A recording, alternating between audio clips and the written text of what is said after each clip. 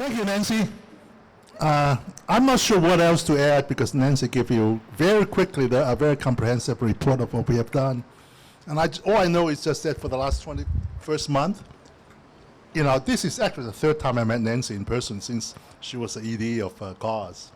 And, I met her maybe less than 5 times in my entire life, and I feel like I've known her for years and years and years. And it's so wonderful to see everybody.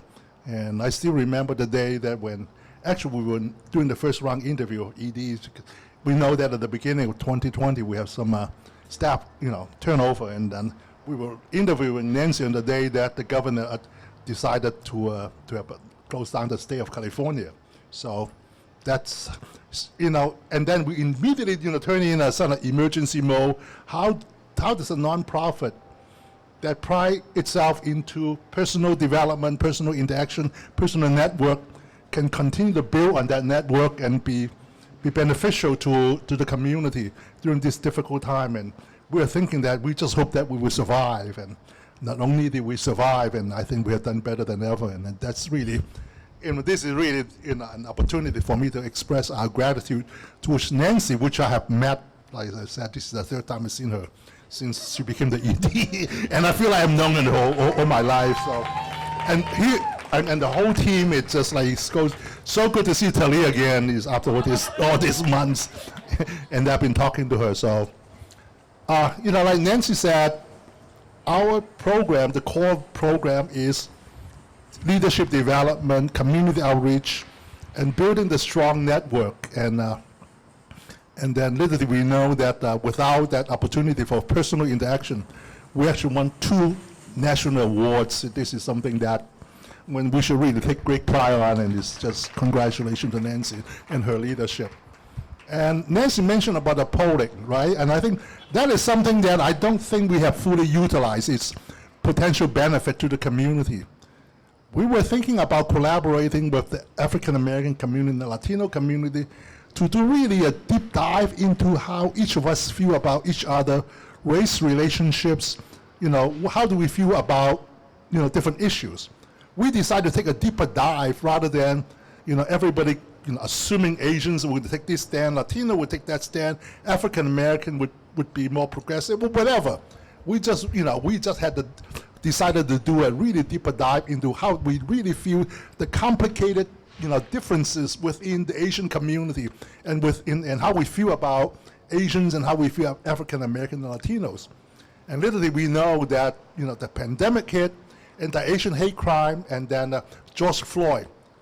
And we had the data before, and we had the data continuously throughout 2020 and 2021, and we can continue to do that.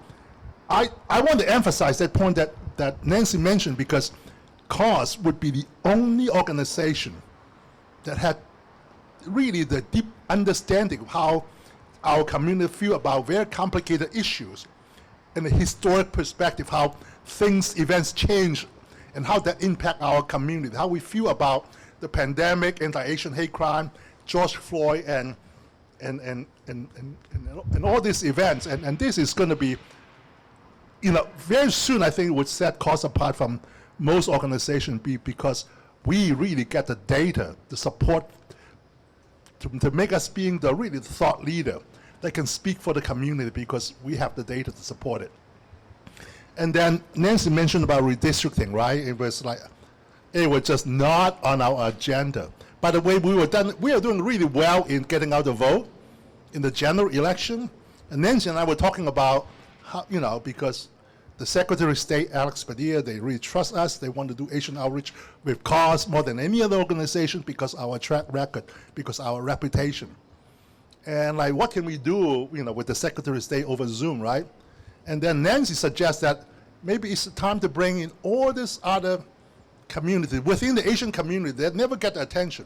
They always need help to turn out, their little group of voters. And we decided we give them a chance to talk to the Secretary of State. We give them a platform so that they can talk about their community needs in terms of this major November election in 2020. And that kind of collaborative effort, I think is very much appreciated because, in this world, every organization is talk about what they do for their own constituents. But very few organizations that what we do for the entire Asian American community in Southern California, I think, sort of set the standard for what a community organization needs to be. We need to watch out for every other group, no matter how big or how small they are. And then it was the redistricting. Exactly 6 weeks ago, I think it was a Sunday, I was watching football game on Netflix or whatever. I got a phone call and say, Charlie, can you help in redistricting? I say, what's wrong with redistricting? You say, we're going to get wiped out. We're going to lose everything. I say, how could that be? We are the fastest growing community in Los Angeles. We got more political power than ever. We get attention. How could we just get wiped out? In the federal representation, we could lose 2 or 3 congressional seats just in one day. How could that happen? And then I was looking at it, I said, oh shit, I'm part of my language. It's like, anybody else doing anything? This is really hard. Nobody knows how to reach out to the community. This is not something that our community can understand, can organize and really express ourselves. I say, nobody else? Okay, this is what COS is born to do, okay? We could do things that everybody thought was too difficult. I say, let me give credit to other groups. They have been doing this kind of stuff for years. But this is just turned so bad that I don't think anybody expected that it would turn out this bad. And then I called Nancy, I say, I hate to tell you this, I'm committed, COS, to do this. You need to lead the charge, and sure enough, we changed the tide, okay? Hundreds of people turning in, and I know Nancy was the conductor orchestrating all these inputs and telephone calls. I tried to call myself, okay? For those that call, you have to wait, you have the phone open for 3-4 hours to speak for 2 minutes. And you call in, you hold your phone, you want to get a bite to eat, you want to go to the restroom, and they could call you. Your phone number, you are next. And boom, then you got to talk, right? So this is not easy. So for those that are on the line calling, it's like, I've done it, it's not easy, and it's just all heads to, the COS team, and they have done all this outreach, and then, and then Farah, the social media outreach, and it's just people saying, I've never seen some clarity of messaging about elections, about redistricting as clear as COS has done. So it's just, everything is first class, and I could be more prouder than I am for what we have done, considering that we were, to start out 2020, we were hoping to survive.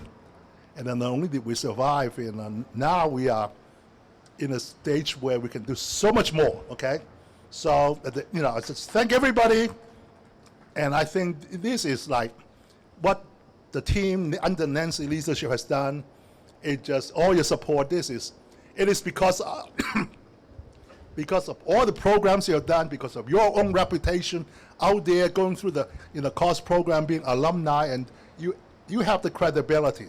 You brought good reputation for COS, and it's all that people trust us. Is whatever COS said, we're going to go for it. Okay, so I can't be more prouder than what we have done in the last 21 months when we were in isolation. So with that, I just want to say how much we appreciate this network, this family that we have developed, and then we are just ready to do so much more. So thank you very much.